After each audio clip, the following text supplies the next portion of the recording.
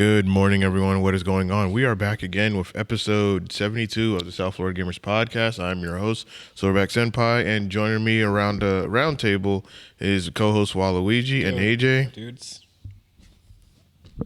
And our guest is Redspectre. What's going on, everybody? Welcome. Thank you for joining us. Thank you for having me. All right, as y'all already know, in traditional fashion, this episode of the podcast is going to be available on SoundCloud, iTunes, Spotify, all your audio hosting platforms that you know of. Just go ahead and just look up South Florida Gamers Podcast and you will find us there. Or the easiest route is just to Google us. So with that being said, we're going to go ahead and get right to it and, get with our guest. Today is Redspectre, and we want to know your gaming origins. We want to know your gaming background, like what got you into gaming. Okay, so it goes back to a long, long time ago in a galaxy far, far away on planet Star Wars Krypton. No, too early for I'm that. kidding. I'm kidding. No, like my gaming origins goes back to when I was about 2 years old. Believe it or not, I actually remember that far back. I remember living up north because I'm originally from New York. My older brother was the biggest one into gaming, so he had the original NES. And I'll never forget, just one night I was just randomly just walking through the house. I came into his room, and he was playing, I'll never forget, the original Ninja Gaiden on the NES. Oh my God. The original game. That's a new one. Yeah, and That's a then classic. I was so mesmerized by what was going on the screen. It was the colors, it was the way he was moving, and the enemies. It was just like I didn't know what was going on, and I didn't understand story, I didn't understand characters, but I'm like, yo, this is like insane. So it's like I was mesmerized by that, and that was like my first taste of gaming. I'm like, yo, I want to see more. So I kept going into my brother's room, and then he would put on other games, and then that's when I got introduced to Super Mario Brothers. Yes. And then I was like, okay, this is an easier game for me to play, until he gave me the controller, and then I played, and then I died on the first Goomba. So That's pain. yeah, I failed. That was my first time, but that was my actual first taste of gaming. But I fell in love with gaming at that point. It just felt like, even though I was so young, I felt like that was the beginning of something like special. And then the more I started playing with my brother, he also had a Sega Genesis at the time too. And we used to play, the biggest thing we used to play was Sonic the Hedgehog, the big time. Sonic the Hedgehog. And he also had this game, I don't know if you guys remember, it's an old fighting game called Eternal Championship. Never heard that one. Oh man, It sounds familiar. It kind of rings a bell. This early. I would say if you guys ever get a chance, go on YouTube, look up Eternal Champions on the Sega CD, not the Sega Genesis one because that one's censored. So basically, this was Mortal Kombat before Mortal Kombat. It was insane. It was very graphic. You could do fatalities, all that stuff. Yeah, I was one of those kids. My mom didn't really care about what I saw as a little child. I like it. It rings a bell. Yeah, it was a wild game, dude. There's fatalities, it's gruesome and all that. So then we used to just play those games and stuff, and then he used to play the Super Nintendo, which that was my first real taste of my own type of gaming, because that's when I started begging my mom, like, hey, I'm sick of going in my brother's room all the time. I'm sick of having to wait till he's home. I want my own console.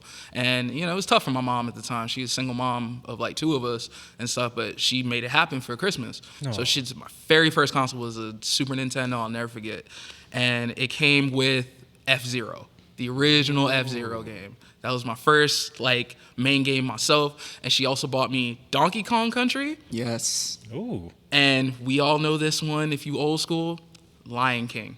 Yes. I remember that. We about to get to Lion King in a little bit, Yeah. but yeah, those were my first three games. And F-Zero, even to this day, F-Zero holds a special place in my heart because that was literally my first racing game I've ever played.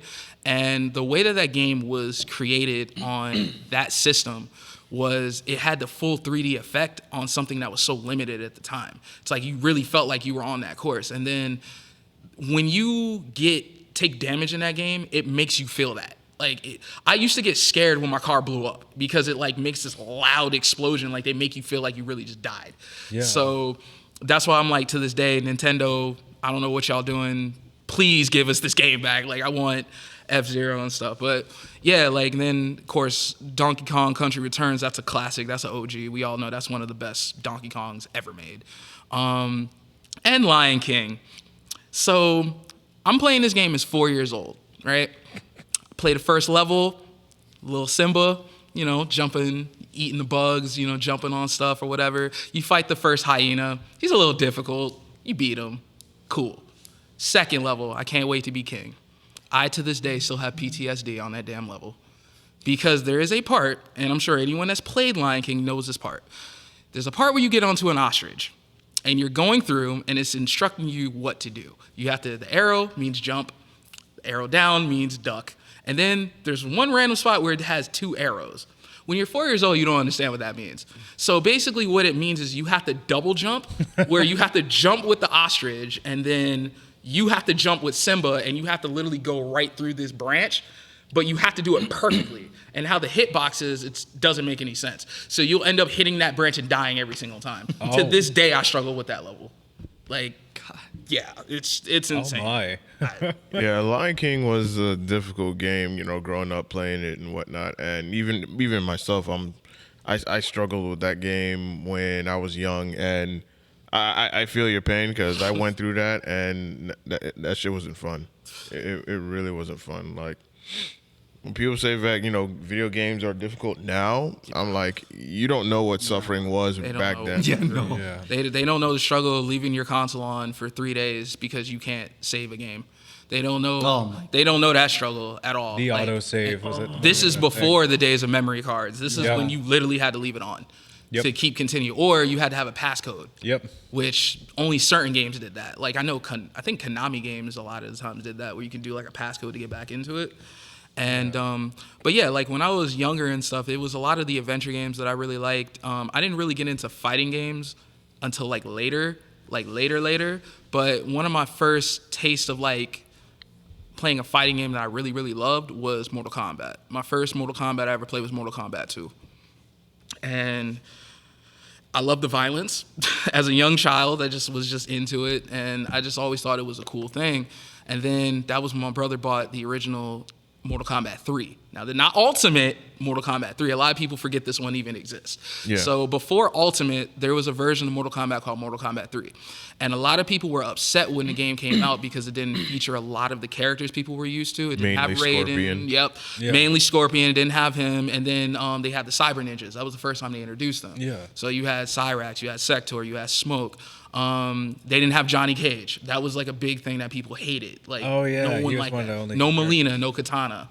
You know what I'm saying? Those characters weren't in it. So I ended up falling in love with 3 before I played Ultimate, which Ultimate was cool, but I always loved 3. That was always a special place in my heart. So living up north, it's kind of like a code that we kind of go by. It's like when you're up north, it's pretty much you make your money however you can. So me and my brother, we used to go to the local pizza parlors back in the day, and this is when all the local shops used to have arcade cabinets. Oh, wow. Every place you went had an arcade cabinet. Somebody had Mortal Kombat, they had a Street Fighter machine, Marvel vs. Capcom eventually. Any corner store you went to had it. So we used to go to this local pizza parlor in New Jersey, and they had an MK3 machine in there. And then me and my brother, we used to play all the time, so we were nice at it. So my brother would go in there, challenge people, because at that time you had to put your quarter on the cabinet to basically hold your spot. And then until someone beat you, you know what I'm saying, that's when you got off. So he used to go in there and money match people, and then he used to beat these guys so bad, know that they were so upset, that he'd be like, look, man, you so trash that I bet you my little brother who's 4 years old can beat you right now. So, of course, they would take that bet immediately to try to win their money back. But little did they know that I was actually really good and I would actually beat them. And Gotta be nice with it. yeah, we almost got into a couple fights, of course, with that, because that's kind of hustling. But Yeah. yeah, it's just, but that was like how I really got introduced to gaming. And I just knew that it was something that this wasn't normal. And it's like, I've heard guests say on your guys' show before that gaming was like an escape. And that was for me too. It's like, I didn't, like in my household, we didn't have the greatest of like upbringing because like my mom was never there. She always worked. So it was either play video games or go out and deal with bad people and stuff. And luckily I had gaming to keep me away from that. So it's like, that's why gaming to this day just holds like a special place in my heart. So yeah, that's pretty much, I would say, like my origins and all that, how I got into it. Appreciate that. Appreciate that. So, that being said, what were your favorite games for each of the generations. So let's say for the I would say the 90s generation, like what were your like favorite games? Now granted we had games like, well, not games, but the consoles like the Super Nintendo, the Sega Saturn, Sega CD. Then we also had Sega Dreamcast, the PlayStation, and the N64. What were some of your favorite games around that era of gaming? Ooh, it's a lot. Okay, so one thing I gotta let know people in the chat that weren't in the '90s, Silverback, you know what I'm talking about. Yeah. I know people complain about games being $70 now, but back then cartridges were about $90 back then. Yeah. So you really didn't find a lot of people back then that had a whole bunch of games because games were really expensive at that time. Yeah. However, the quality of the game was way worth the money. Yeah. Like you can nowadays you would look at like Super Mario Brothers, the original, and be like, well, I could probably finish this game in like 2 hours. Nah, it's different things. It's like back then how we thought when we played video games. It's like it's not just we got a game, we need to beat it. It's like how can we maximize the quality of this game? So we used to play games and just do challenges. So like one of my favorite games growing up, I would say on the Super Nintendo, and I still say that this is the greatest Mario game of all time. You can fight me on it, I don't care. Super Mario World is one of the I agree. the best Mario game ever made. I agree. Yeah. I agree. Hands down. Like that is a top tier Mario game. Yeah. Like if That is true. Yeah. one of the best. Like people will say Super Mario 64, yeah, that was good, but like it has nothing on Super Mario World. Like that game was so creative and it had so many different things you could do. The secrets that were in the game, the warp tunnels, all that other stuff. There was so many different things you could do. So it's like me and my brother, we used to take games that we loved and we used to make like little challenges for ourselves. It's like, okay, who can get through the game the fastest without using any warp tunnels? Things like that. So it's like you're basically playing the same game over and again, but you're getting a new experience every single time. But yeah, to answer your question, so yeah, like Super Mario on the N6, on the Super Nintendo. Aladdin, because that was when Capcom had to deal with Disney, where they were making Disney games back then. Oh yeah. Aladdin is one of my favorite games about of all that. time. I'm trying to think of some other ones, man, because there was a whole bunch. Of course, Donkey Kong Country, love it. If I'm going to NES, Ninja Gaiden. Mother. A lot of people don't know about Mother. You're the first to talk about Mother, yep. And again, we gonna get to Nintendo. Oh, shit. We gonna get to them. But yeah, Mother was one of my favorite games on there. What was it? Super Paperboy, I think, or something like that. I remember that. Yep, Yeah. I played that. There was a WWF game. I forgot what it was. I think it was WrestleMania, where it was only 4 characters on it. It was like Hulk Hogan, Ultimate Warrior, and I forgot what it was, but that was on there. Of course, the original Duck Hunt, Ghouls and Goblins. I remember that. Great game. Still to this day can't finish it. Yeah. There was a whole bunch, man. Mike Tyson's Punch Out. Definitely. Ooh. And that was before my time. Like I'm a 90s kid. This was 80s, but like my brother had it. So, but Super Nintendo. There's a fighting game that I have to bring up, right? And I know everybody's not gonna know about this game. But this game needs to be talked about. So there was a game that came out on the Super Nintendo, a fighting game. It was called Hey Punk, Are You Tough Enough? I don't know if you guys have ever heard of that Hey game. Punk, are you? No, tough? Okay. I never heard of that one. So if anyone has a Switch and you go on to the Super Nintendo store, it's on there. And I was shocked when I saw it. So they have that on there. So picture Samurai Showdown mechanics, but Street Fighter type moves. It was literally a big ripoff of Street Fighter, like the biggest ripoff. Like the main characters were like Ryu and Ken, except it was cool. Like they ended up putting a story behind it. So virtually what the story is about is like, it's a post-apocalyptic world and this one ruler named Jade just came through and just took everything over. And he built this massive tower. And at the foot of the tower, there's this Coliseum that basically leads this resistance. There's 4 characters you can choose from.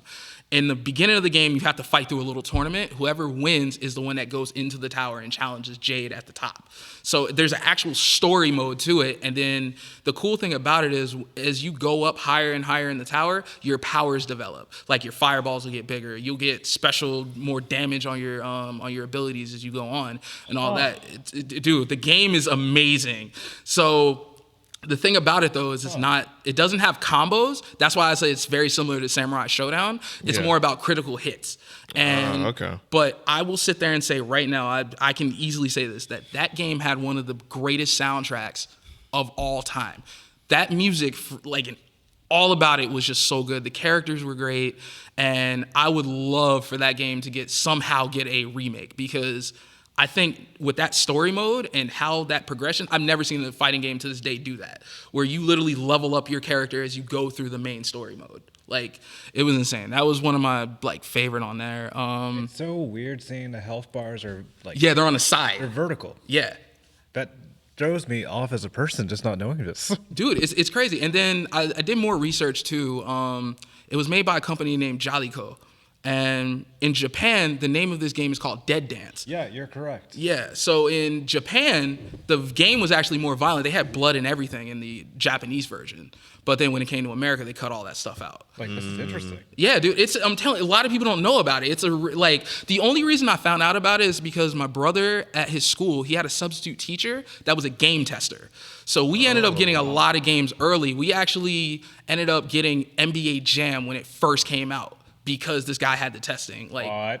Yeah, the cartridge, which is one of my favorite games to this day. That's another one. NBA Jam. Yeah, NBA Jam, dude. To this day, I get mad at my brother because I still can't beat him. But then moving on, my next console after that, I actually didn't have an N64 when I was a kid. I got it later.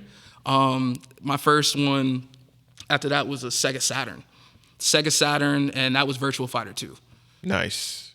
Classic. Virtua Fighter 2, and then Virtua Cop. I don't know if you guys remember that. No, I've never heard of that. Oh, Virtua Cop was good. It wasn't that many games on the Sega Saturn. The cool thing about the Sega Saturn was it was one of the first consoles that you can actually put music on it. Yeah. So that was pretty cool.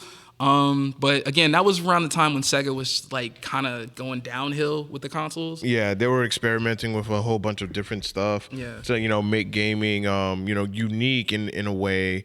And eventually, it costed them, big time in the long run.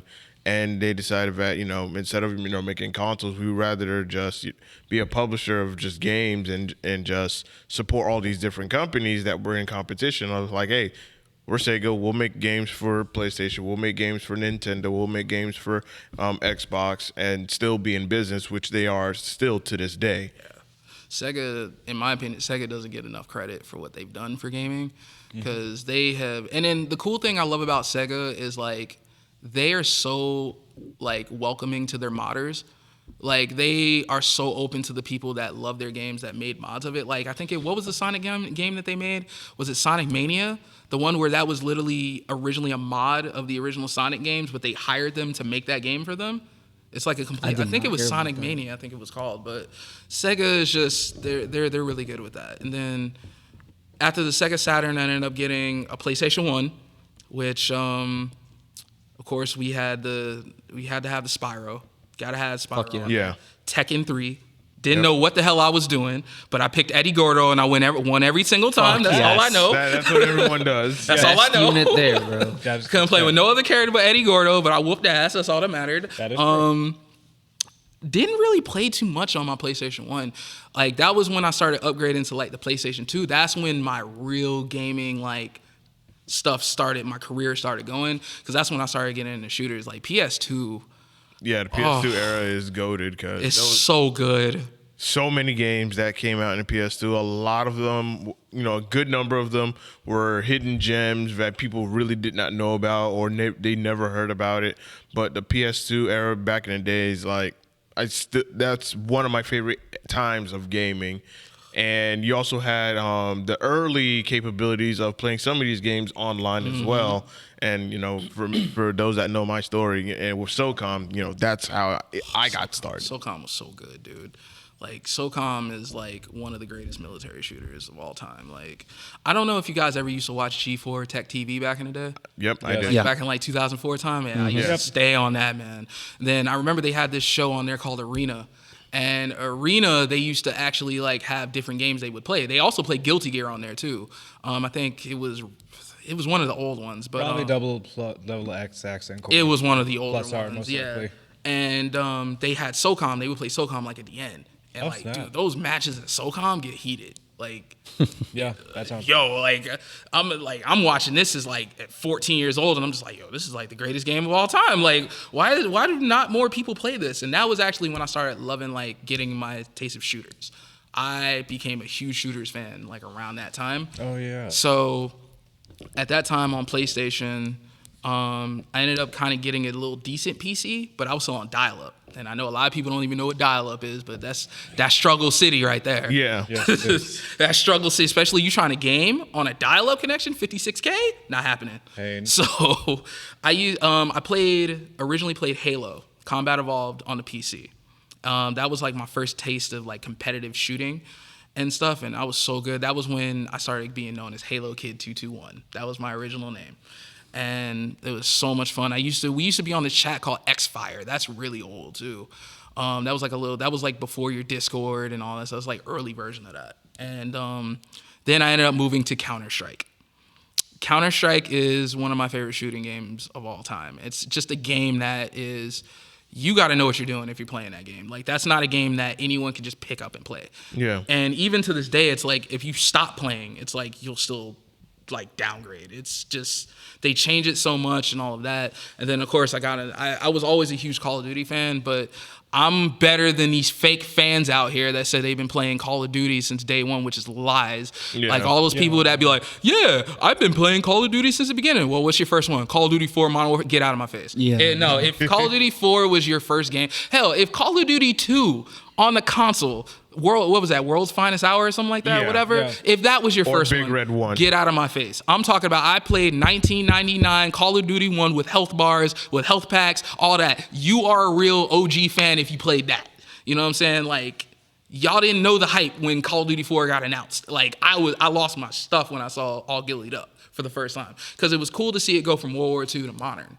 And when Modern Warfare came out, I was on it, man. Like, competitive, heavy. I was playing MLG at the time, dude. Game battles. I was on it, dude. Oh wow. Modern Warfare was something else. Yes, it was. Yeah, it was, and that's when gaming was just like gaming was changing, and it was going for the better, because now Halo had competition at that time. Oh yeah. Like, because now you had your Halo 3, and now you have Call of Duty Modern Warfare, and it was like at that time, you don't know which ones to pick. And then, of course, this was during the early era of online gaming as well, where people are getting Xbox 360s. They're buying their Microsoft points. You had to get that headset because that was mandatory. Yeah. I still have mine, surprisingly. If you wanted to talk shit online, like, it was mandatory. You needed that. It was mandatory for you to get that headset. Yeah, you couldn't even get into a party without it. Like, it was just, if you don't, that was before party system. Yeah. Like, a lot of... Yo, you got a mic? No, disconnect. Dude, a lot of people, like, that shows you how old I am, dude. I remember when 360 didn't even have a party mode when it first came out. Like, a party system, that was new to us. They had chat rooms. They had the chat rooms, but it was only one-on-one. Yeah. One-on-one chats. And then they did this massive update where they changed the entire dashboard. It was like, hey, we do parties now. You have 6 people. And we're like, what is this? We go in there. Dude, when I tell you Xbox 360 parties, you didn't even have to play You didn't even have to play a game to enjoy yourself. There was plenty of times we'd be in a party for 4 straight hours just talking shit. Yes. That's all we did. And it got worse when you got into the game, because I'll tell you, like, dude, y'all don't understand. Like, you know how sensitive people are nowadays. They could not survive in the 360. Fuck no, dude. No. The 360 chats Because were fucking insane. Because all you could do is just get emotional damage, send a report, and then the cycle just continues. Yeah. I ain't gonna lie, dude. That was when I had my first taste of racism, dude. I'll tell you. Your first time. When Modern Warfare, I'll never forget Modern Warfare, Call of Duty 4, right? I was playing, when you first play online, you don't know how it is and all that. You remember how, like, you would read the rating saying, like, hey, rated E for everyone, but there's a small little thing underneath the rating that says online interactions not rated? Yes. And I never understood what that meant until I actually got on Call of Duty 4. I realized that too. I never understood that. I get on there, and when you're first playing online, you're all humble. You're like, hey, man, good kill, bro. You know what I'm saying? You good stuff or whatever. You all nice and all that. Shut the fuck up. I was like, hey, good kill, bro. Like, nice shot. And he was like, bro, don't call me bro. And I'm like, what? I was like, dude, I was just saying good kill. He's like, bro, oh, you sound black. You must be a black dude. And I was like,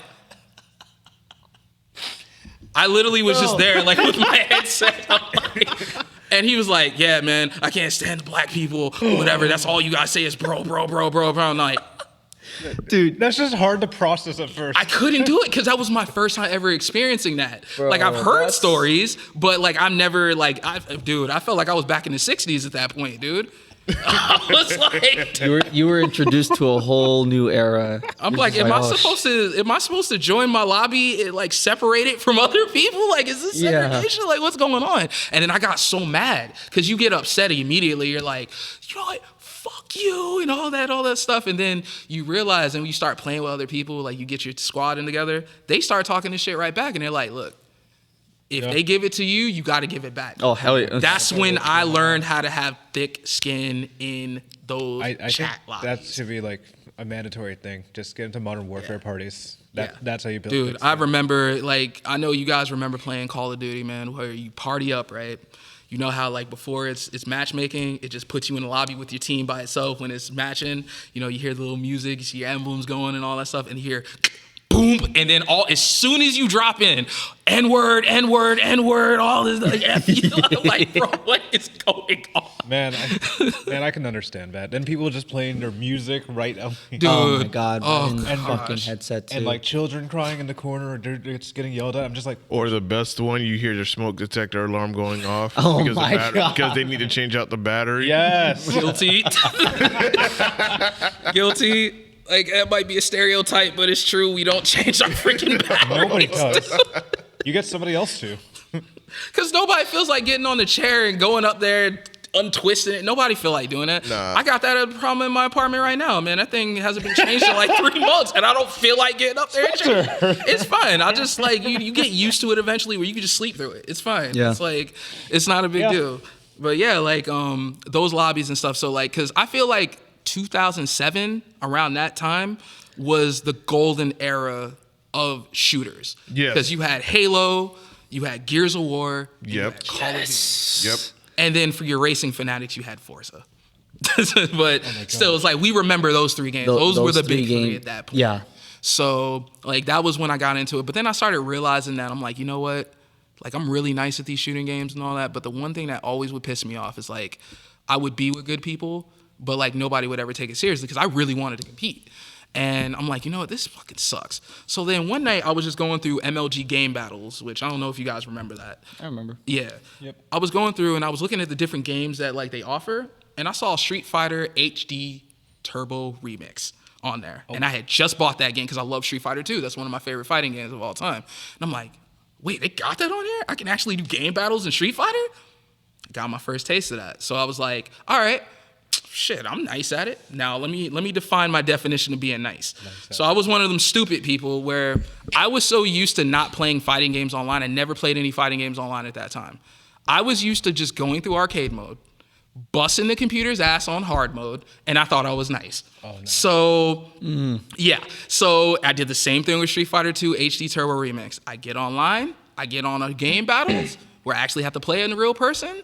This dude picked Ken and mixed my shit all to hell.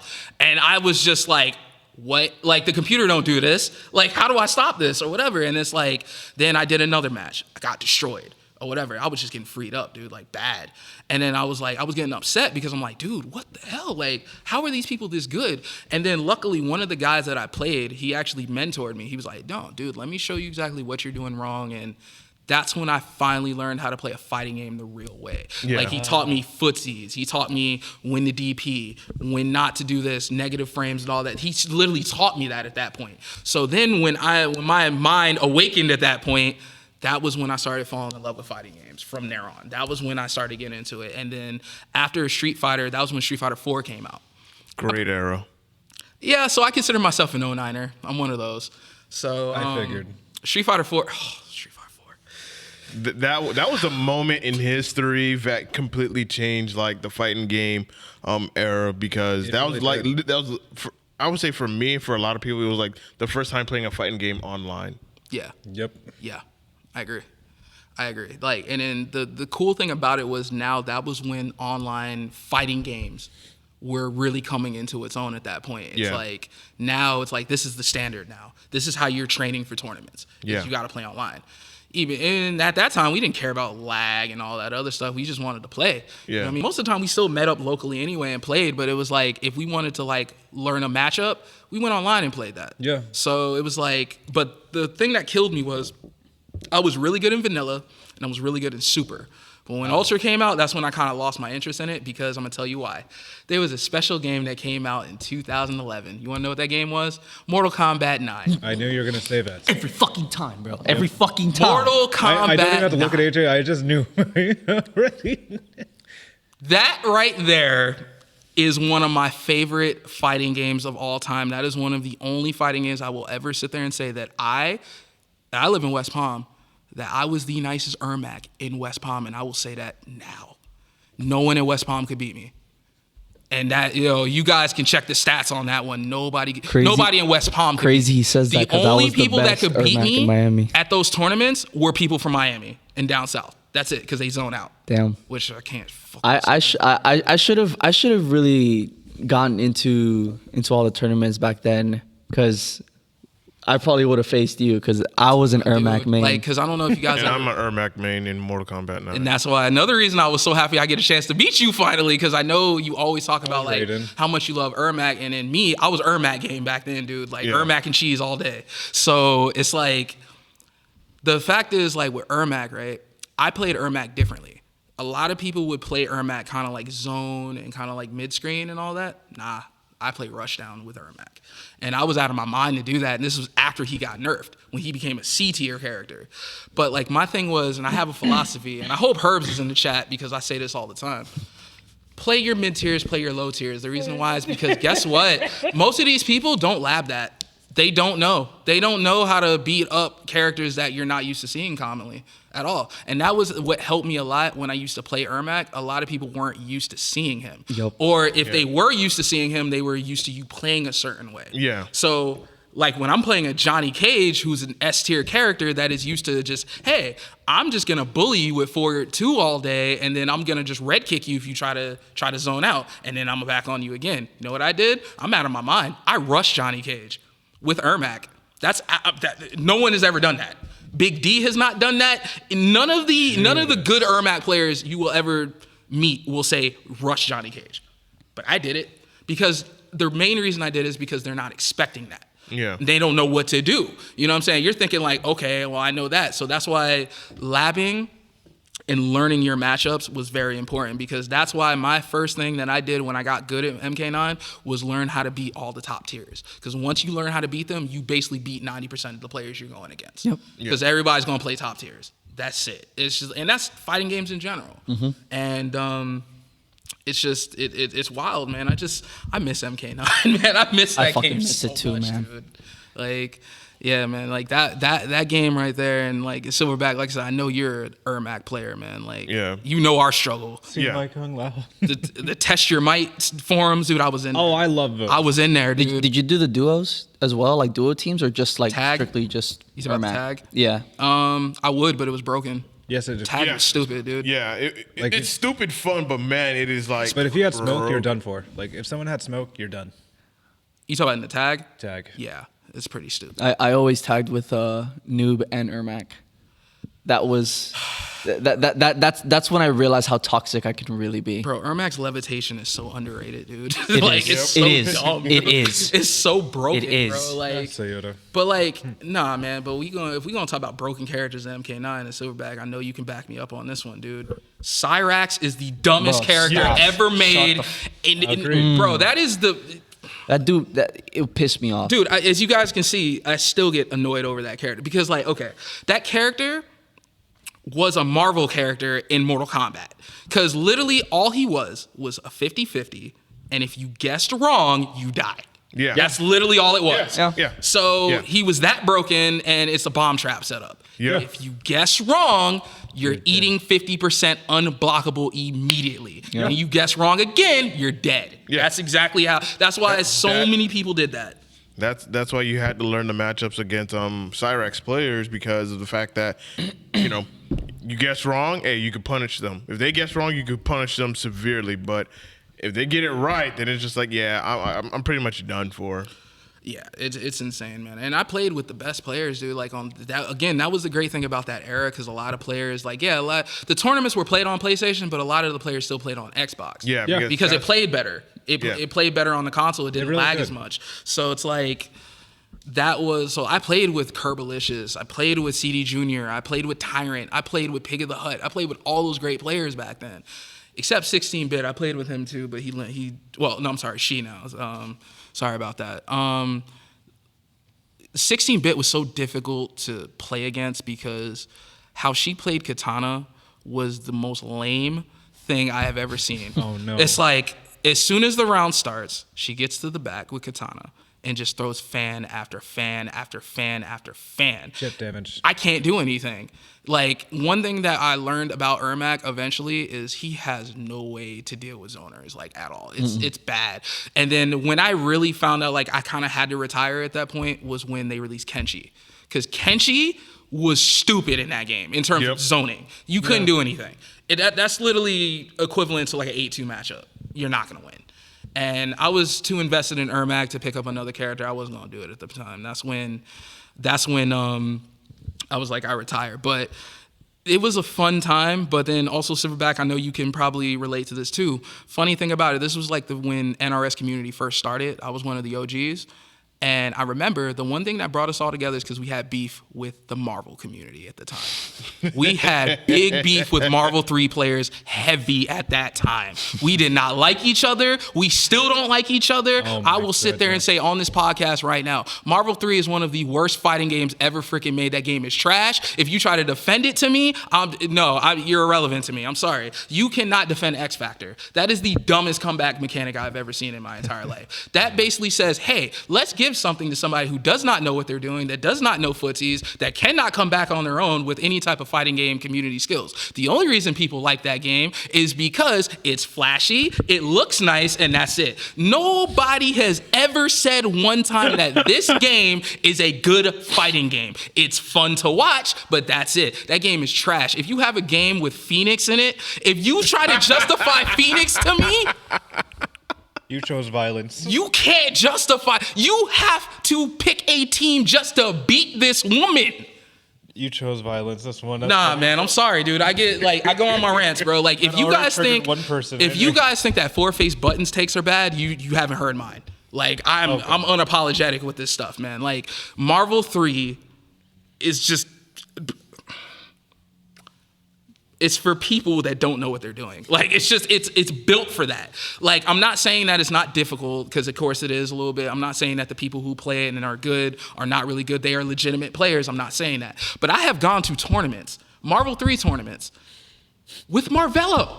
Marvello has been there. People he has played with, I have played with them in tournament that looked at me and said, this game sucks, bro. Like, seriously, dude.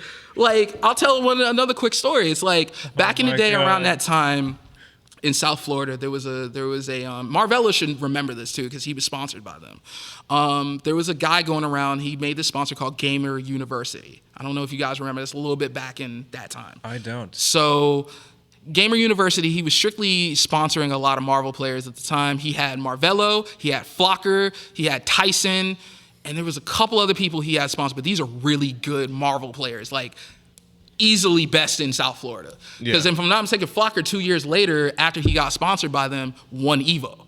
Flocker from South Florida. So, oh damn. Yeah, from Miami. Flocker, great player. And we went to one of the tournaments that he hosted, the guy who ran the sponsorship, and went there. I'm already in enemy territory. I'm an MK player in a room full of Marvel players. So I'm out of place already. Because you know me, I'm in the bag talking mad shit. I'm just like, man, I don't know why y'all play this game. This game sucks, bro. Like, this shit trash. Like, I'm seeing people get cheesed out by freaking, by Phoenix and shit. I was like, man, I don't know how y'all deal with this. But then I was like, you know what? I'm here, he's throwing the tournament, let me support the venue. I'm just gonna support. So I sit down, even though I know I'm gonna go 0-2. I'm playing like Captain America, some shit, whatever, bottom tier. I'm playing one of the sponsors that Gaming University did, and I'm playing it or whatever. And then at first I was having a little fun. I'm like, you know what? maybe I got this game all wrong. Maybe I might take this game a little serious. And I talked to him. I was like, yo, man, I might take this game a little serious. This man literally stopped in the middle of the match, looked dead at me, was like, bro, don't do it. This game is trash, dude. This game sucks. The only reason we play this is because they pay.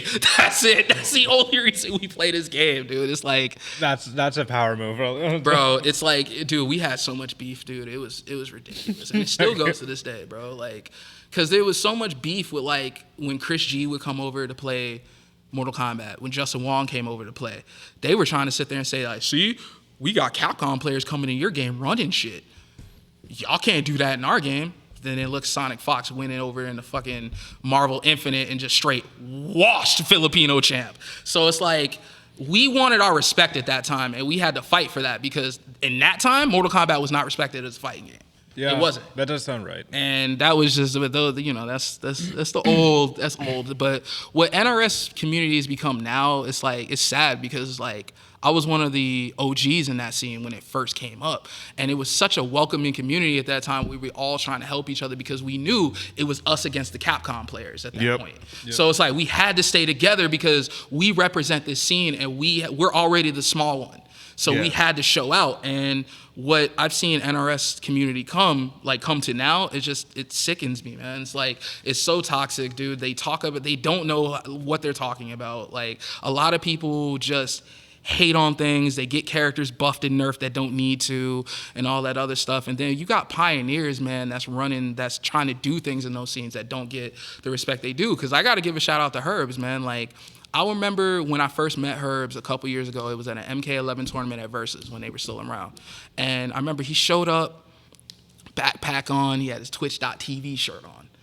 And he sat down, he's playing ball with my roommate Grim and stuff, and we met him and all that. And I ended up playing him in tournament. And I'm still learning the game. I'm not that great at it, but, you know, I played Cassie Cage, which that was his kryptonite at the time, was Cassie Cage. And he sits down, real cool dude and all that stuff, and I beat his Cabal, but it was a really good match. And we just started, like, kind of like just getting, like, talking to each other, because we would see each other there and stuff. And him, my roommate Grim, you know what I'm saying, we all became really close. And he was telling us then that he was forming the island at that time. Like, but this was like when it was still an idea. And to see what he has done in the last 2 to 3 years, the fact that this man went from a Twitch.tv shirt to jerseys and his logo on people's back competing at tournaments. Yeah. And while Luigi, you know, man, yo, that's something special, dude. He was the one throwing these online tournaments, getting these people better, getting these people, trying to get these people to come out to Flynn's to support Flynn's and all of that. Like, Herbs don't get the respect that he deserves, man, and I'm giving him his due right now, because there's a lot of people in the NRS community that don't get noticed for what they did. Because, you know what I'm saying, you got Herbs, you got Saki Sakura, you got Baylina, you got all these people in that community that do so much great stuff but just don't get the respect. Silverback, you're another one. It's like, you do all of these great things for the scene, what you have done in the last couple years. But look at the room we're sitting in. This wasn't even a thing a couple years ago. You know what I'm saying? Like, you helped with that. You helped bring these communities together. You helped bring that dream alive where we can have a place to play and bring it here and all that. And I know, like, you've gotten attacked for stupid stuff or whatever, but just know, man, like, coming from me, realistically, dude, I respect you, man, and I thank you for what you've done for this. I appreciate that. Like, you deserve all of that, man. Like, seriously. So the only people attack me is just the Smash community. Well, the South Florida Smash community. That's true. Not all of them, but you just have certain people that have just been in the scene for a while, and it gets to a point where I'm just like, some of y'all just need to shut up, because I'm sorry, but it's right. Like, you've had your moment, you had your chance, you didn't, take advantage or take the first step to doing something. If anything, a lot of them typically are just armchair quarterbacks, and not the fact that I want to discredit their opinions or their thought process. I don't want to turn down an idea that could be brought to fruition, because this was an idea and I acted on that idea, and I, did my research. I, tried different things. Yes, I'm going to fail at it, but at least the people who've seen what I have done from the very beginning up until now knew that I'm not afraid to fail. I'll try anything just to see where it can go and how far I can be able to scale it. So I'm not. So yeah, the Smash players, they're gonna do all of this. Fine, whatever. They'll complain about the fact that they're tired of fighting the same people that they go to every local and see every week. I'm just like, it's a local, for Christ's sake. Like, you're going to see people that you'll see locally. Like, I do not understand the concept of that. And what amazes me even more is the fact that other players from like other communities, like we have the Grand Blue community, and you have the King of Fighters community. We also have the Strive community. They fight each other all the time, especially whether it's in tournaments or whether it's in sessions. Oh yeah. You never hear them complain, but what I see them do is try to get better. Steel sharpens steel. Yep. And I'm just like, if you're fighting the same person each and every week, you should know the matchup by now. You should know how to beat this person by now if you keep fighting them each and every time. Regardless of how I seeded it or whatnot, if you're playing against them, winners round 2 or down in losers, and you're still losing to them, well, that just tells me that you're not learning. What that tells me even furthermore is that you want new people, some fresh new blood to come in that probably don't know what the hell that they're doing and get a couple of wins off of them. But you have to also ask yourself, as a competitive player, are you learning by beating new people who are just now, getting into the competitive scene? Because if you really want to get good, you want to go up against people that are better than you. So that way you can improve on your skills. Yeah. I don't get that with the Smash community. I really don't, because they complain about the most nonsensical shit. Yeah. And with that, there's also things that they don't even take in consideration, especially when it comes down to logistics, when it comes down to financing things. And Trust me, I know that one. and last but not least, before because I don't want to go too long with this or whatnot, but last but not least is the fact that you want a major level experience, but on a local level. And I'm just like, I understand that, but financially that is not realistic, because if anything, I would be losing money even more trying to fulfill this demand that y'all want. I'm not turning the idea down, but I'm just letting you know that financially this is not possible unless you're okay with me upping the venue price, which I know y'all are not gonna come out for. If I decide to be like, all right, you want this major level experience? Are you ready to pay a major level price? Yeah. Do you want to pay the same price at a local that you would pay at a major tournament like CEO, like Super Smash Con, like Genesis? No, because it's a local. Exactly. Think smaller. If anything, you should have just the basics. I agree. Like, good monitors that have, that has good monitors with very low not refresh time, but response rate, which is 1 millisecond. Cool, we got that. Enough available setups. Understand, these things are expensive, and if you really think that this local venue, Flynn's, is making a lot of money in their tournaments, I would tell you, you are dead fucking wrong. Yeah, and then, Because just one setup alone, monitor, console, the DLC, just that alone, you're thinking about possibly close to $700. Easy. Yeah, easy. So, and then of course, $5 goes to the house, the arcade. And now we have to subtract that when y'all want to bring in your own setup. So now the venue is taking even less money, but you're getting your maximum payout for the tournament due to the amount of attendees. I've done the math, and I don't think they've done the math to the point, extensively enough to consider upkeep. I'm like, I would ask them, do you know how much the arcade pays for in electricity and utilities? And if you really think the tournaments make enough money for it to cover some of the expense costs, I would tell you you're dead fucking wrong. Yeah, and then it's I'm happy that you brought that up, because I TO myself in West Palm, and I've been running events for a little while now. And then me and my boy Sleeves. Sleeves actually hosts the Sleeves Rolled Up series out there in West Palm at Tribal Kava Bar. And he is literally taking the Smash community in West Palm and put it on his back. He's trying to, there's basically me and him have gotten together and we partnered up where we're basically trying to get all of that local talent up there in West Palm and give them a nice place to play so then we can train them up so they can come out here and compete. That's what we're trying to do because we want to make sure we get good enough players that can come out here to Flynn's because you guys have top level players and we know that. So it's like we're trying to do that. But I got the same, exactly what you just said.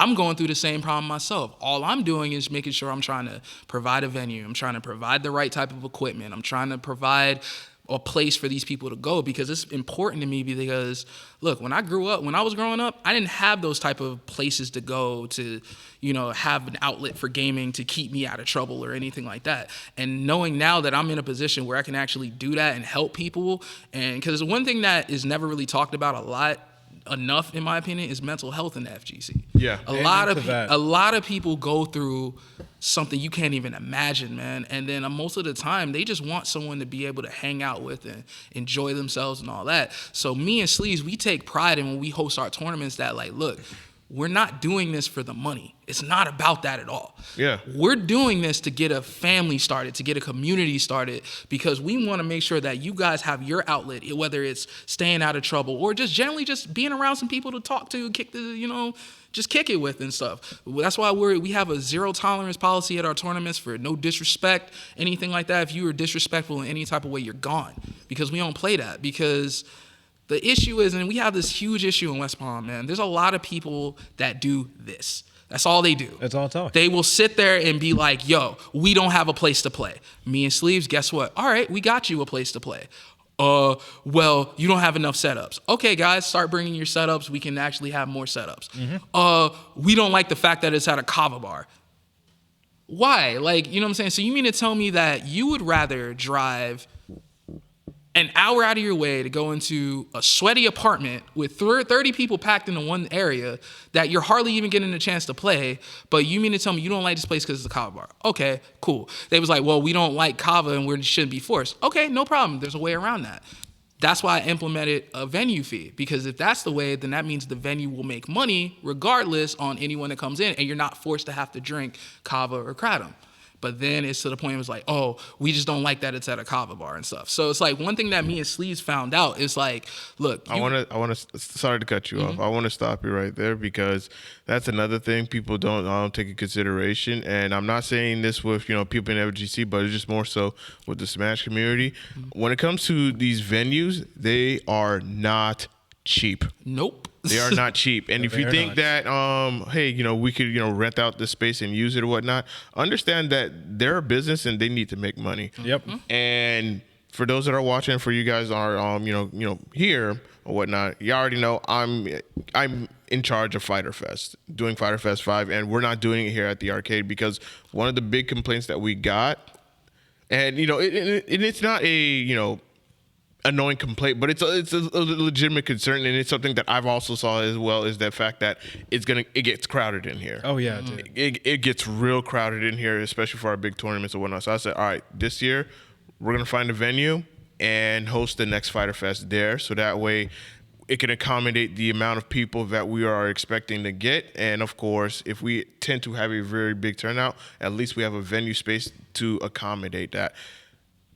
When it comes to looking for that space, you're talking thousands of dollars that you're gonna have to drop, and it's not even for just like a weekend, like maybe 3 or 4 days or whatnot. You're talking about like one day. For Fighter Fest 5, when I started looking for venues for Fighter Fest 5 since last year August. We finally locked one down in January. It takes time. Yeah. Because you want to know why? And this is something that Smash players, y'all don't understand the logistics that goes behind these venue spaces. Hence why when you look at these majors, when they have their events and you see that the venue price is like $100 for normal registration, the reason why is because there's a lot of money that goes into it. It's not cheap. Like the cheapest that we could have found for like to rent out a space is like 15 grand. And that's starting. Holy smokes. Yeah. And that is not without all the hidden fees and all the other stuff that they're also going to charge you along the way. Mm-hmm. And that's maybe you'll get 12 hours with that. Wow. And it's even Maybe. worse now because the rates are even going up more because Florida, there's more people coming to Florida now. Exactly. So now the prices of real estate now has gone up. Yeah. So they have to accompany that in terms of the fees that they pay on like taxes, property stuff, all that. They implement that in that, especially with the venue that I had, like that I'm at right now. It's like I had to make a way for them to stay happy because my biggest thing in my tournaments is I don't want no one being messed with at all. Yeah. I don't want any of the employees coming up to any of my players while they're in match or anything like that. We're playing casual. It's talking about, hey, did you buy something yet? No, I can't have that. You know what I'm saying? That's why I implemented the venue fee because that keeps them happy. But I also understand their business. So it's like, people don't realize when you're a tournament organizer, there's things that go into it that people just think that, okay, I just go here and play, but nah, it's more than that, man. There's negotiations. There's making sure that you have to do things a certain way. You have to make sure that their brand is being represented. There's a lot of different things that go into it. Yeah. Absolutely. And also, of course, you can't expect the venue to invest in what you're trying to do for the tournaments and whatnot because that's not a part of their business. It's plan. not. Yeah, they're actually helping us out in a way. Yeah. So it's like we have to realize that because again, equipment is expensive, man. You want to talk about the price for a PS4 Pro right now? Like you would think it would be easy to get one. Nah, it's not. So you know what I'm saying? Because you got to make sure that you have the quality for the players and all that. That's why me and Sleeves, we've been working so hard on it and all that. But it's like a lot of people in West Palm, they just do this, and this. And it's the same thing with Twitter. You know what I'm saying? That's why like when I'm on Twitter, right? We all know what be going on Twitter. Yeah. That's why I don't post anything really on Twitter unless like if I'm speaking with somebody to network or communicate, but I'm always watching. I know exactly what's going on Twitter, even though I don't say anything. Yeah. But because I've gotten to Twitter beef one time in my life. And I was like, nah, it's not going to happen. Because a lot of people on Twitter the problem is we live in a pro-troll life now. In terms of everything that is stated and everything that is posted has to have something negative behind it. Someone has to attack something. Yeah. Like nothing could ever just be good. They have to find something wrong with it. You know what I mean? And then if you don't agree with them, they will make you feel bad. So I've come to a philosophy now on Twitter, and people can agree with me or not. If you come at me on Twitter and your profile picture is of an anime character, immediately what you say is irrelevant to me. I'm sorry, dude. Like, I can't take you seriously, dude. I can't. Like, because you're going to come at me and talk that type of shit, but you can't even show who you really are. Nah, you're a troll. And I don't like trolls, man. I just don't. But I hear what you're saying, man. And that's the one thing that we're trying to weed out there because we're really focusing on getting that scene. Mm-hmm. We want to start linking those guys up with Flynn's out here. Me and Sleeves, we're going to start coming out here and supporting the events more. It's the only reason we haven't come out there is because busy schedule and then, a little bit far. But now me and him have been working on stuff together. So we're going to start showing up to these Strive events. We're going to start showing up to the Smash events and stuff because we need to come together. You know what I'm saying? We really want this scene to work. You got to come together. You can't really be separated on that. But that's all I'm going to say. I'm done with that rant. Looking forward to it. But I had to call them out, man, because there's too many just negative people out here doing it and they need to be addressed. There is. And, as I said before, a lot of them are, armchair quarterbacks because they think that this will work and whatnot, and without even taking consideration the cost of it actually working. Like, in order for, you look at some of the past previous events, especially like Fyter Fest, that costed money to make sure it was successful. Like, you look at Fyter Fest Season 4, which was back in July. If you were to ask me how much money I spent, I would tell you, right now on this podcast, it cost me $1,500 for Fyter Fest Season 4 to be successful. Goddamn. $1,500. And the one before that cost me $1,000. The one before that cost me about $700, and the first one costed me about $500. So you want these, great events to happen, but understand there's going to be a cost behind it. And then, of course, since it was here at the arcade, we just, charge 15 instead of, like 20 or 30 or whatnot, because one, we want to make it affordable. Yeah, of course. So that way, more people are able to come out and attend, and it's a great thing, but people just don't understand the cost of business that goes behind it. Because I am a TO, but I have to also have that business minded sense of how much am I going to invest in this to make sure that it is a success? Yeah. Because the shit is not cheap. It is not cheap. And last but not least, the thing that Smash players do not understand is the fact that some of the other Smash TOs, all they TO is just Smash. I'm different from all of them because I run Strive. I run Grand Blue, King of Fighters, all these other anime fighters. I'm literally in charge of all fighting game tournaments at Flynn's. So currently, I'd say at least over 10 games. Yeah, I'm in charge of all of that. Easy, yeah. And I'm trying to build communities and trying to do different things with all these games, so that way, one, I can increase more people to come out. Which is why look at Otaku Fest that happened earlier this year. Gosh. That whole thing was like my operation. Yeah. Oh my gosh, being a part of it was fun. Yeah, and it was a successful event on top of that too, because I have the team to help me run everything, coordinating with the organizer of Otaku Fest, making sure that we have all the equipment. I literally took everything out of Flint and just took it over there. Took it over there and whatnot. We were over prepared for Otaku We Fest. really were, bro. We were 100% over prepared, but we had a successful event. And granted, some games did not get a big of a turnout, like King of Fighters. Yeah. I use these conventions as a way to get more people who play these games casually, or if they're interested in playing these games, come out to your local events, come out to these local tournaments if you want more. Because another complaint is the fact that, how come I didn't do it double elimination? Because people at conventions, they don't understand the FGC. You get a lot of casuals. They don't understand the rules, the common grounds. You get a lot of casuals. So that's why I said I'm just gonna make it single elimination. I'll do best of 5 to make it a lot more interesting, so that way people can get more out of it. But keep it single elimination, so that way if they lose, all right, cool.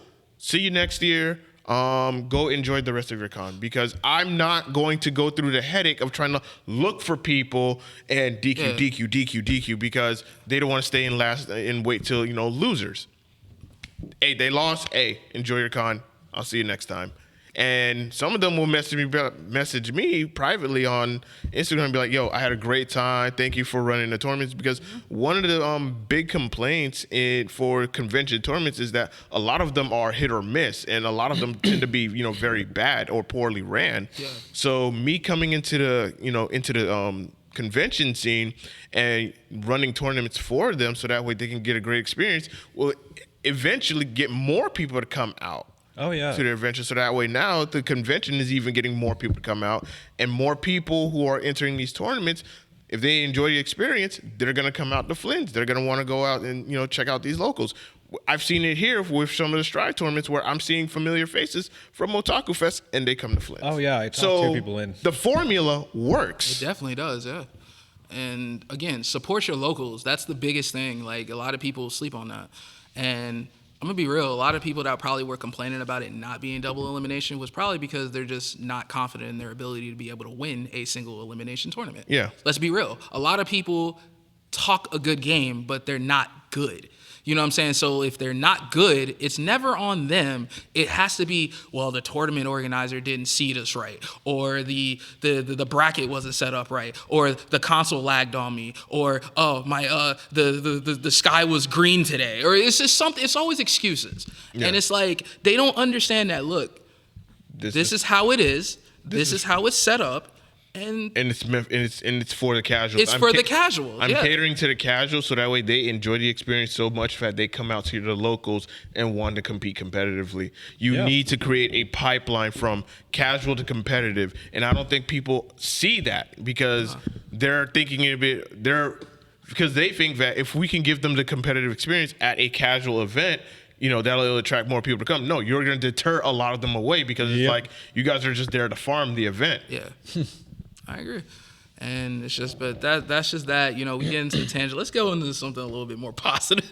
Oh, yeah, definitely. Because that'll give a headache, because I almost said a very you know what? I'll say it. Go for it. I'll say it. I want to hear this. So me and Sleeves, we get, like, how he runs the Smash events in West Palm, right? Yeah. I showed up to a couple of his events, and I've had sometimes I'll join his tournament just to support. And I've had a lot of people ask me that play Smash. They was like, hey, You play Smash? I'm like, nah. Why do you not play Smash? You don't want to know the reason I don't play Smash. No, we really want to know. Okay, so I'll tell everybody the reason I don't play Smash. This is no disrespect to the community, because I know that's the first thing people are going to say. This is no disrespect to anybody that plays it. I'm not saying that you're not good. I'm not saying that your game is not legit or anything like that. Smash is not a real fighting game, okay? That's why I do not play Smash. I've been saying this for 2 years. That's why I don't play that game. It's not, it's just, I don't consider it I don't consider it a real fighting game. I don't. I consider it a party game. That's what it's labeled as. That's what it is, man. And like, yeah, if you look at it on the surface as a fighting game, technically, yes, you are fighting somebody. But in terms of a traditional fighting game, it's not that, man. And there's been plenty of times, dude, that I've gone to Sleep's tournament and I beat people that play this game way more than I do. I hardly played this game, and all I did was just play footsies. That's bad. that's really bad. Terrible. I'm sorry, but that's terrible. It's like I don't know, man. It's just like the way that it's just. But I agree. It's just sometimes like with members of the Smash community, it's like they're so close-minded to things. Oh yeah. And it's just that's the one thing, because I have nothing but respect for the Smash community in terms of what they built.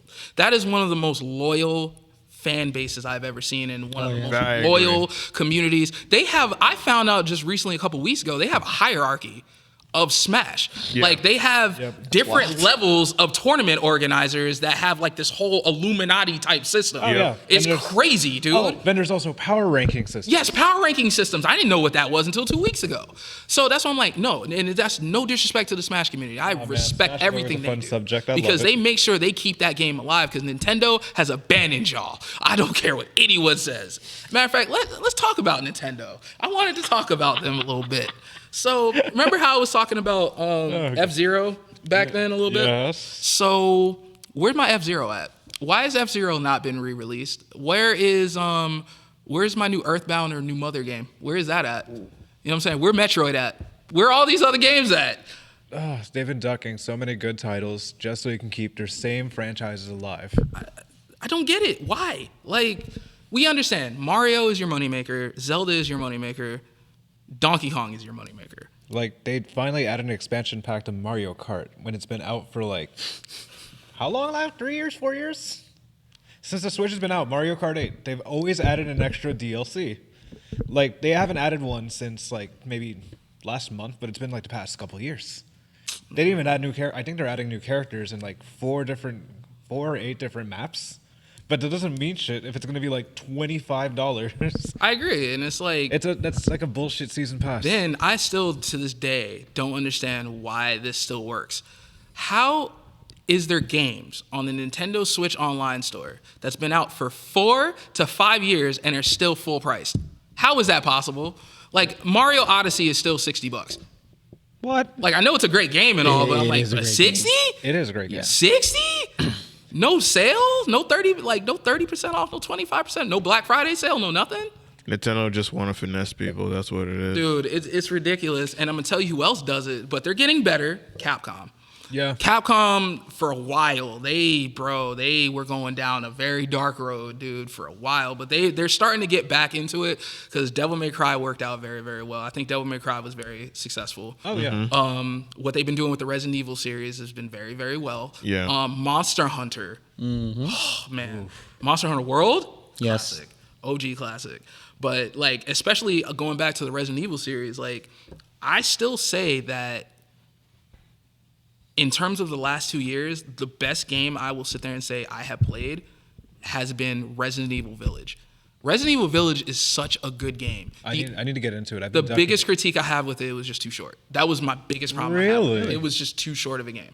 Like, I felt like there was so much more that could have been explored in that game, but it just, I felt basically just disappointed that I couldn't see more of what happened in that place.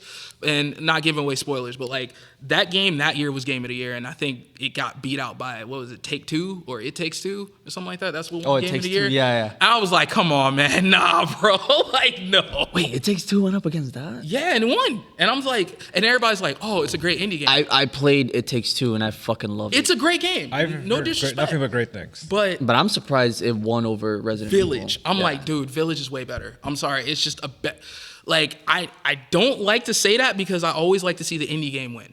I always love to see that. Yeah. The indie developers deserve so much credit for what they do with so little.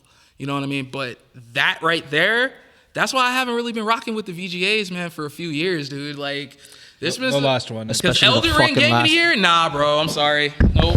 I'm not. Let me not, bro. Let me not, because I'm about to lose my Nah, fucking bro. mind right Nah, now. I told you, if you thought Four Face Buttons was bad, you haven't met me. I agree with them. Elden Ring is overrated. I'm sorry. It is. It is. Overrated. I hate y'all. It won. That's the sad thing. Like I said, it is, man. It is a sad thing. FromSoft Games, not saying it's a bad game. It's just the same recipe. When you in say different something's kitchens. overrated now, people think you're saying it's bad. I'm not saying it's bad. No, it's not. But the praise that it gets of saying that it is one of the greatest games made ever, no. Because let's be real, it's a FromSoft game. Most FromSoft games play exactly the same way.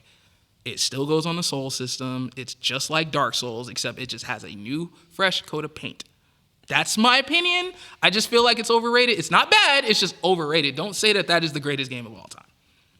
Listen, Or of the year. Listen, we've been waiting for this L for years. Okay, I can't defend. I can't defend. we've been waiting for this W for years. All right, so you let us. I'm gonna let you guys have it. If the though. other ones were so good, then I don't get it. If you guys were waiting this long, it's. I would say it the just makes no sense. the only two From Software games that I will say that is better than Elden Ring is Sekiro and Bloodborne. Sekiro is so good. It's so Sekiro was underrated good. too. Yes, it dude. was. It's so underrated at all. The of those. animation that it came with, all But the no, movement. hold up, but AJ, I got a question for you. Go We were just on. talking about this. So, do you think Elden Ring is better than Cyberpunk? Fuck no. You don't think so, but I've heard Fuck you on this no. podcast say plenty of times of like, oh, that has to be probably one of the greatest games made. What Cyberpunk. Oh no. Do I wait? Hold up. Yeah, No. exactly. Do I think Cyberpunk is better than Elden Ring? Yes, I do. Okay. Absolutely great game. Oh my god. Story wise, at least. Okay, Because I was gonna say I'm big on story. We're not going to talk about the bugs. We're not going to talk about No. talking about just Yeah, I'm talking about how the game is right now. yeah. I played through it, beat it twice. Cause there's multiple different like Yeah. I need to get the other ones. Street Kid, Corpo, all that stuff. But I will say this: they really knocked it out of the park. Like So good. the launch sucked, and it was unfortunate because I really wanted to get it like launch day. I still have my chain that I But- pre-ordered. I bought the game launch day too, But on both platforms. after People who still that- got the console. After that, after it got patched, honestly, I think and I'm playing gonna through play it, wow. Yeah, that's what I mean. It's just like, look, we have gotten to a point in gaming where it's become only about quantity instead of quality. Yep. It's about how much money can these publishers make. Yeah. And then what sucks about it is the developer is the one that always gets screwed every single time. Let's look at DICE. I am a huge Battlefield fan. Same. I am a diehard Battlefield fan. Same. I have been playing since the OG 1942. Oh, I know where this is going. Again. What the living fuck was Battlefield 5, dude? Yeah, Do we want to talk about? Hold on, Battlefield we 2? getting there. We're about to get to that Okay, one. had to make sure. But I'm gonna start at 5. We gonna start at 5. Yeah. Because what I was promised, like, yo, we gonna have like this whole timeline and we're gonna go through the events of World War II. This is how our DLCs are gonna go. So we're gonna start with stuff you don't really know about the war. Okay, cool. The Norwegian invasion, this is pretty cool and all that other stuff. This is awesome. Then we're like, where the Pacific at? And then a year later, oh, hey guys, here goes the Pacific. Cool, 3 maps. Okay, so I love how you guys just skipped like 4 years almost of the whole entire war, and you went to this, and then now you're talking about, hey guys, we're not supporting this game anymore. What the fuck? Really? Yeah. You just told me that you were gonna have all of these Oh, man, plans that for would've this. put a tear down This is my why eye. we supported that game for so long, because we were waiting for those DLCs. That was what we were waiting on, and then this is what you give us. Not to mention, I think that whole new system they've added in Battlefield is so dumb. I don't like that whole everyone can be a medic thing. I hate that. Yeah. Like, I can't stand that, dude. Because Yeah. I played medic class. That's all I ever played, because I always play that class where I help my team out. And being Yeah. a medic is very important. And Yeah. you're helping out everybody else. And Exactly. yourself. But that whole thing of like, you get shot, now you're stuck in this animation like, You know what I'm saying? You're stuck in that whole stupid animation to having someone come over and then you bleed out. I think that takes away from the realism of the game. You know what I'm saying? I think it takes you out of the experience at that point. And then I was like, all right, Battlefield 5 was a fail. I understand. Dude who did it said something really stupid, whatever, yada, yada, yada. It happened to him. All right, next game. I'm already sure they'll get it right. Ooh, Tarkov. 2142. They released the trailer. We all look at it. It's pretty. We're like, high. yo, this is it. They went back to Battlefield 4 days. We're like, this is the game. We're back, baby. That's it. We're back, baby. Day one. Look, actually, beta. Beta comes out. We're like, okay, this is the beta. We're playing. And then we're like, all right, these maps are kind of fucking big, but okay. There's a shit ton of vehicles on this, but okay. All right, there's no infantry yet. But wait, hold up. What are these specialty classes? Yeah. What the fuck is this? Yeah. Like, Wait, they had no infantry? no. I think they just added that recently. Oh. Like, now it's just infantry only maps. Yeah. Yeah. They had like no infantry only maps. Bro, and then I'm like, okay, what is a specialty class? Which I'm so sick of every shooting game doing that shit now. And it's like, bro, like I'm like, okay, we in there. You know what I'm saying? Okay, it's a beta, it's buggy, it's fine, whatever. I'll wait till release. Couple weeks later, game comes out. I play it. It's playing just like the fucking beta. I'm like, what is this fucking game? Yeah. It's terrible, dude. The maps suck. The fucking Oh my vehicles God, were the terrible. memes- I saw. Bro, all that the- game was the that vehicles. game's ass, dude. Like I can't forget that rocket ship. dude. And then it's I felt so disappointed with 2042, and I'm just like, bro, what? that shit in gives the me a headache. Oh my God, your reaction I was just- the most genuine. I just find it so funny. Like you were so fucking hyped. And like like every single. All of story. us were. I watched all your wasn't. stories, I share this especially man's like thing. your reaction to the trailer. Because I saw the trailer, I thought this is the cheesiest fucking shit ever. But I'm glad that they're coming out with a new one. They brought back the trick shot that was animated. They put the fucking trick shot in the goddamn trailer. I'm like, bro, these people EA. are reaching hard, EA needs to be arrested for false advertising. bro. For real. And then do. they shaft you guys with the Shafted. That's an understatement, dude. For real. How the is fuck like- do you release a game for $60 and then fucking 3 weeks later that 70. shit $70, and then a matter of not even a month later that shit 50% off?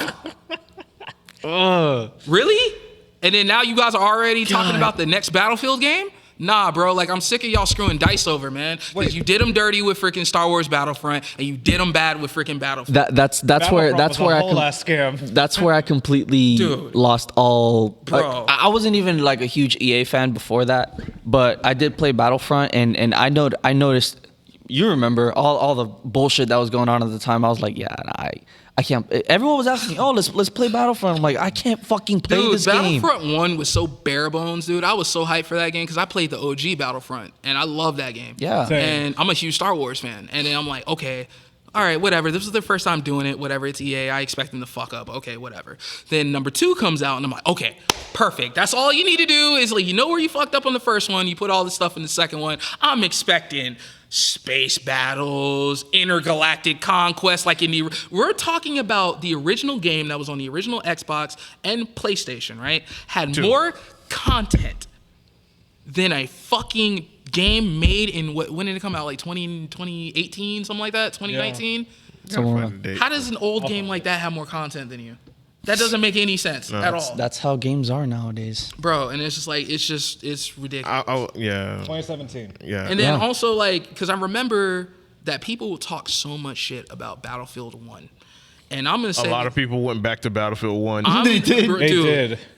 I can't believe that people who talk shit about Battlefield 1 actually did. Because that game is so underrated. Yeah.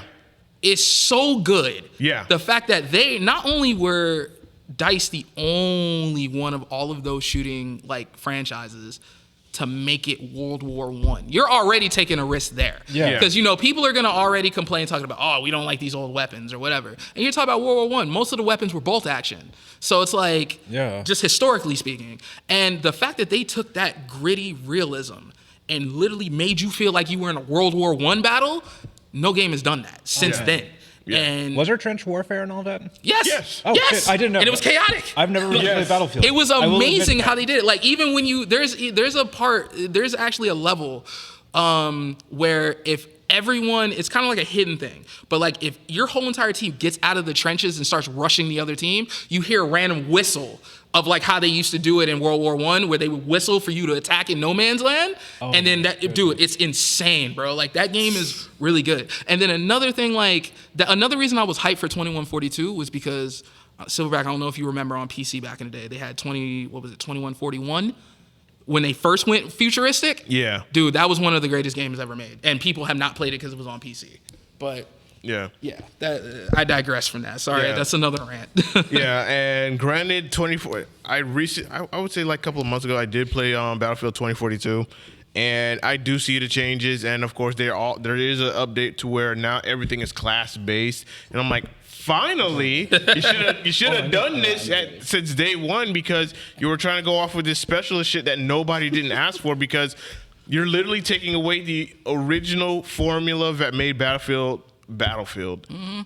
Because it's supposed to be a team-based shooter, but not everyone is like, trying to be like a solo Rambo soldier. Like everyone has their part. Yeah. You have your medics doing their part, you have your support doing your part, you have your engineers doing your part, and you have your recon doing their part. And they all had different gadgets and attachments and weapon specifics for each of the classes, which made them feel unique. Yeah. So that way, if I'm in a squad, all right, I got a medic, I have an engineer, I have a recon guy, and I'm support. Or you just mix it up. So that way, you know your entire team knows their role, and we know what we need to do to win.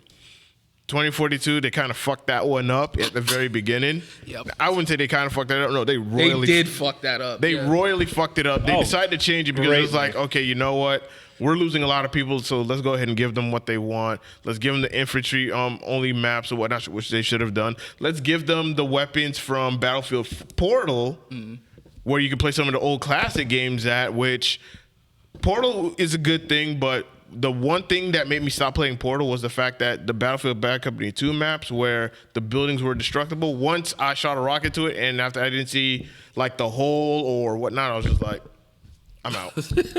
I'm out. It's like it's not as real as you want. Goofy, dude. No, or is it supposed to? I'm just like, why is it that every Battlefield game they tone down the destructive capabilities? Because if you played Battlefield Bad Company 2, oh my everything God. is being leveled. Best one.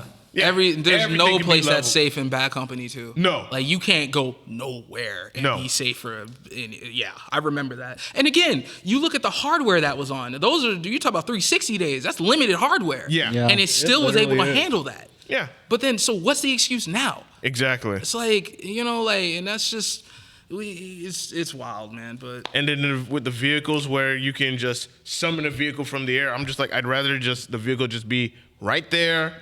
People run to it, get in, go. yep, I agree with that. But that's a pain. Yeah, man. So, Waluigi, what's our next topics? So I feel like we went through the current thoughts on the state of gaming. Yeah. Mostly for shooters. You had to be there moments. Yeah. What are you had to be there moments? Something that's impacted you. Like it could be gaming. It could be. You had to be there. you've I seen have something. a few you had to be there moments because Go for it. I've lived a very long life. So dramatic. Yeah, man. The one thing that you had to just be there is where there was no online. That's the first thing. Yeah. Where literally the only way you could play any multiplayer was people had to come to your house. I remember Split screen. Dude, I remember the days where you had to bring multiple fatback TVs to one house. CRTs. And we talk about big boys. Where The old analog plug-in. you know what I'm saying, with the jacks, you know what I'm saying, with the different colored jacks and all that. Yeah, man. Like I remember those days or whatever. It's like, and then also I remember a time where there was no YouTube. So like if you were stuck on a level, you were just stuck on a level. Yeah. You just had to figure that out, dude. Like I'll never forget one example, Pokemon Gold version. I'll never forget. This is one of my favorite Pokemon games of all time. Oh, goodness. The Ice Caves. Oh, When yeah, you you go just into, go do that. yep, it's a puzzle. So when you go into the ice caves, there's basically a part where you drop down. There's these numerous holes that you have to drop into. And the big thing is you have to drop these boulders down, and basically you have to slide across this big ice like thing or whatever to get out of the ice caves. Yeah. That literally took me, I would say, a whole entire 7 months to get past. I could not figure that fucking puzzle out. Jesus. And I was like, dude, because again, no YouTube, nothing. Nope. You know what I'm saying? There's nothing there. The only thing we had was, and Four Face Buttons spoke on it, we had gaming magazines back in the day. And Oh, we had yeah. Electronic Gamer Magazine. Shout out to the OGs. Yeah. You know what I'm saying? We had those, you know what I mean? But like, they only helped but so much and all of that.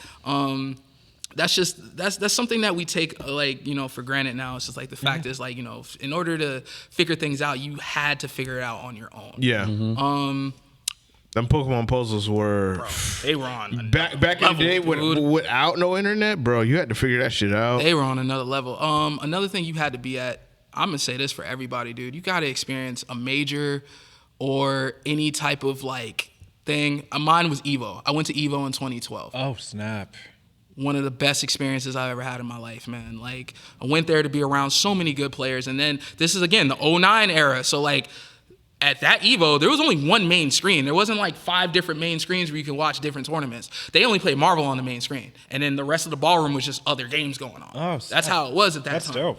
And that experience, when I met Tom Brady, not the real Tom Brady, the MK player Tom Brady. That threw me off for a sec. Yeah, not that Tom Brady, but like, yeah, I met him, and then he helped me get over one of my biggest like problems in MK. I used to struggle with Molina matchup bad, and he taught me how to beat it. But like, there was a moment. This is more of a story. So I wanted to play, but I couldn't play because that year they implemented like you had to pre-register your thing or whatever, that's sick. and they had a spectator pass. So in order on Grand Final Sunday to get into where the whole live thing was, where they were showing Grand Final Sunday, you had to have a spectator pass. We didn't have that. We was broke. So we're in Vegas, right? And we're like, yo, we watching Grand Final Sunday, but you know what I'm saying? They saying we can't go into the main room. What we gonna do? Luckily, there was a bunch of people that was like, all right, here guys, for the people who don't have a spectator pass, we have a room that's right next door to the ballroom, and we're just gonna put chairs in there and put up a projector and we're gonna watch it.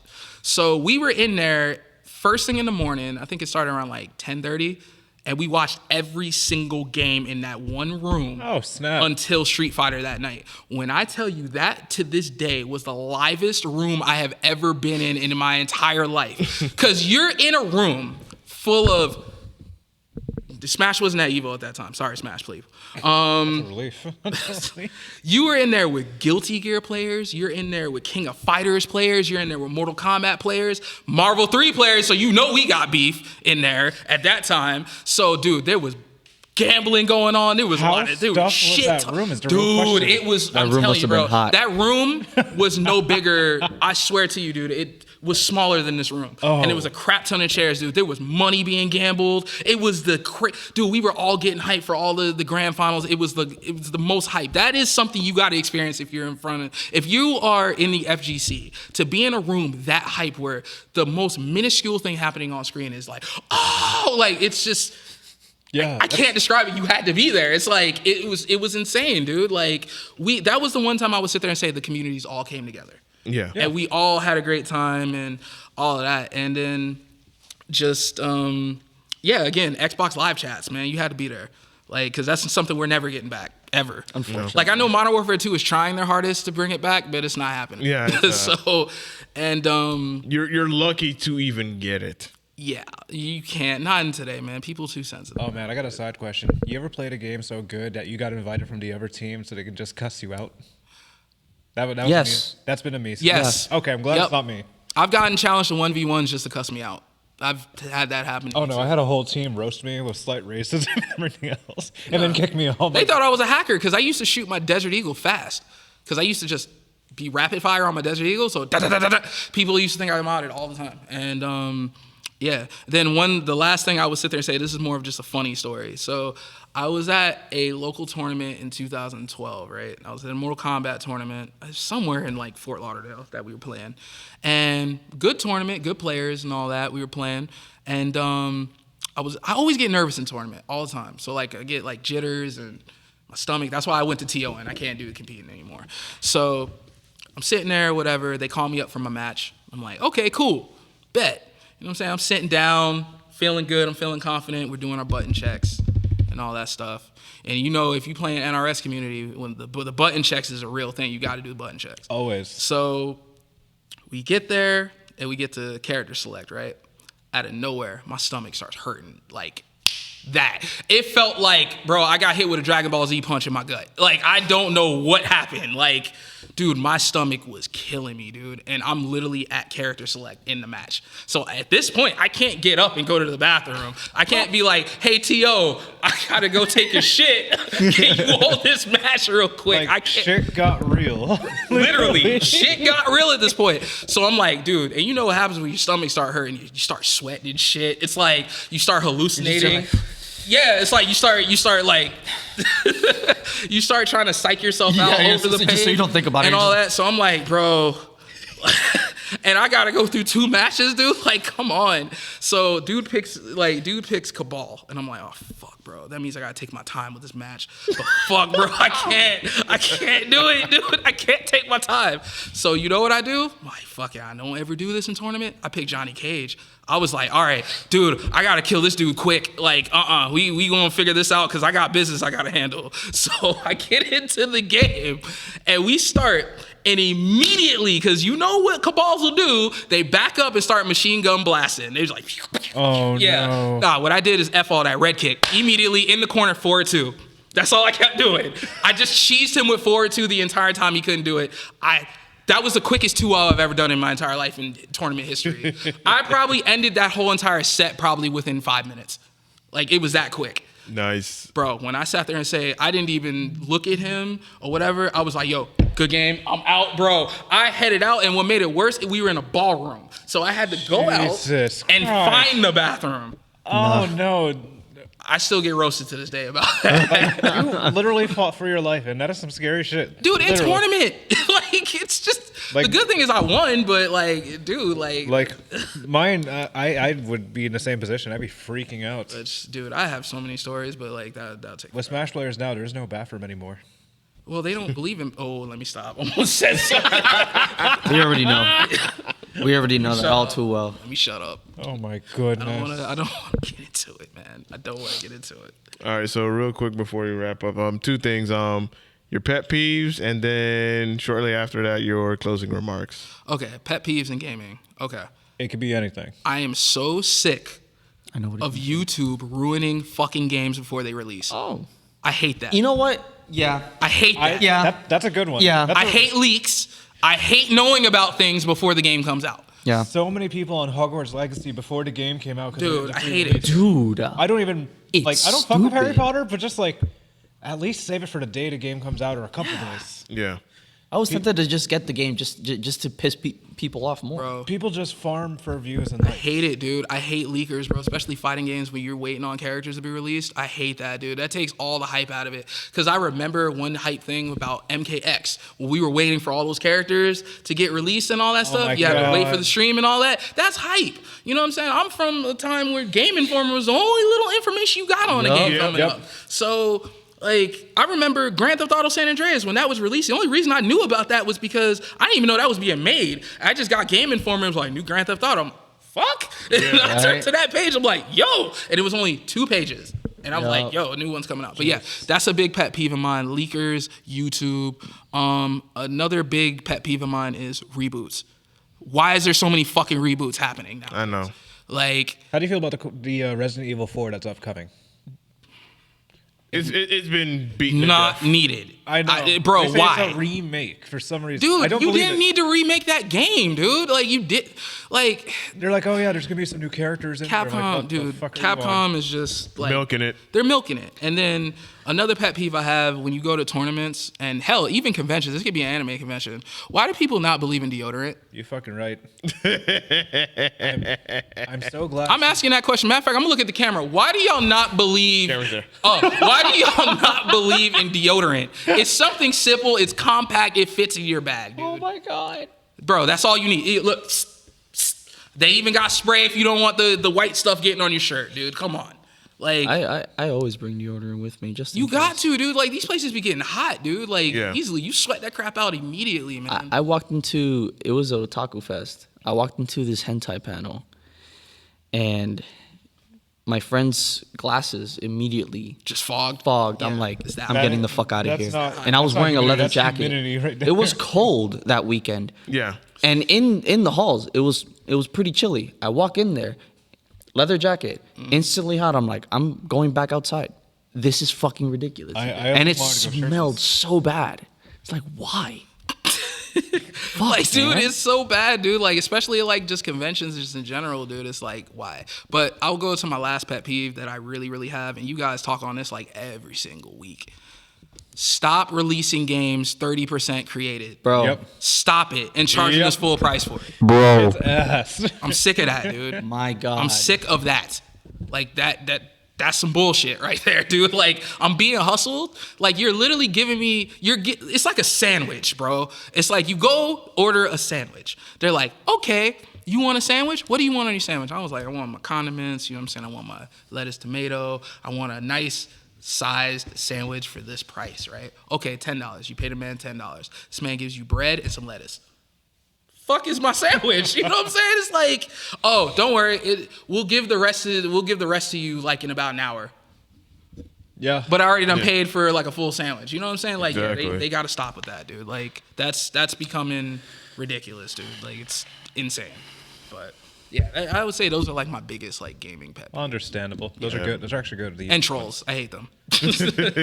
Can't stand them. Well, Red, thank you so much for being our guest for this episode. This has been a fun episode. Yes.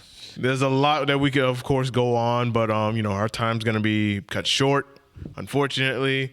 I'm happy you guys had me, man. Like, and I'm actually happy we finally got the chance to meet. I know. You know what I'm saying? Like, me and him have only spoken like on Twitter. That's it. Like, and then now actually come and talk to you and stuff. And then yeah, me and Sleeves, we gonna definitely be up a lot more to see you guys up here, man. Definitely. So thank you so much for being a guest on this podcast. Hopefully in future episodes, especially group episodes, we can have you with other people and we can just talk. Just let me know. I would love to be on an episode of Four Face Buttons. I want to so bad because me and him, oh boy, we gonna debate. Like, this is gonna be This great. is gonna be tear jerking. Oh, yeah, I'm here for it. definitely. AJ, any closing remarks? Well, all I can think about right now is how hype I am for Lightfall. So hopefully we can have an episode on that because We will. I definitely got to talk about that. Not right away when it comes out though, but you got to give me some time because there's a lot of shit that I'm gonna need to dissect. Oh yeah, definitely. I guess that's all. That's my closing remark. Waluigi. Just generically, support your locals, TOs. Thank you, Red Spectre, for being here. Glad I can pick you up and come all the way down. Yeah, man. Definitely glad you're bringing a scene back in West Palm and along with other people. Come out there too, man. Like I said, we're hell at yeah. Tribal Kava Bar up in West Palm, man. Me and Sleeves, we're doing it, man. He handles Smash, I handle all the other games. Yeah, he So just joined hit the us- chat. Thank you. Yeah, just hit us up on Twitter, man. That's it. And that's pretty much it. All right, guys. All righty. Well, y'all, this has been episode 72 of the South Florida Gamers Podcast. Thank y'all so much for watching and tuning in. You'll catch the full episode on SoundCloud, iTunes, and all other audio hosting platforms if you want to listen to the podcast. And, of course, the video playback will be available on Facebook and YouTube later this week. So we are signing out. Y'all have a good one. Peace.